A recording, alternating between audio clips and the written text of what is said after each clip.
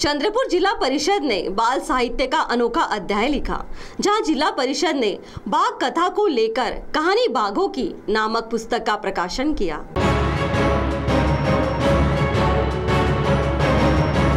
चंद्रपुर जिला परिषद ने लगभग 6 महीने के परिश्रम करने के पश्चात बाल साहित्य का एक अनोखा अध्याय लिखा है। चंद्रपुर जिले के वन व्याप्त क्षेत्र के जिला परिषद स्कूल के विद्यार्थियों ने स्वयं बाघ के अनुभव की हुए बातें इसमें लिखी है। जिला परिषद ने उत्तम बाघ कथा रहे इस किताब का हाल ही में प्रकाशन किया है। गौरतलब है, चंद्रपुर जिले में ताड़ोबा अंधारी व्याघ्र प्रकल्प यह विश्व दर्जे का प्रकल्प है और इस प्रकल्प के साथ जिले के प्रादेशिक जंगल से मिलकर कुल 200 से अधिक बाघ हैं। तो आइए सुनते हैं इस पुस्तक के संबंध में शिक्षा अधिकारी प्राथमिक चंद्रपुर जिला परिषद की अश्विनी सोनवणे ने क्या जानकारी दी।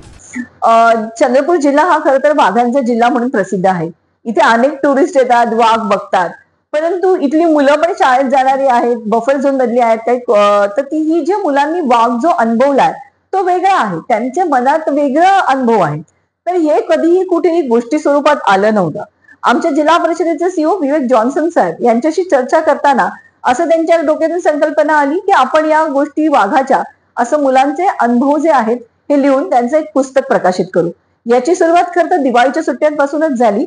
प्रत्येक शाळेला एक हस्तलिखित बनवायला सांगितलं की माझे जंगलातले अनुभव, आणि मग या जंगलातल्या अनुभवातले जी हस्तलिखित तयार झाली ती तालुकानिहाय आम्ही जिल्ह्याला मागितली। जिल्ह्याला समग्र शिक्षाची जी टीम आहे यांनी त्या पुस्तकातनं त्यांनी निवडक अशा कथा निवडल्या।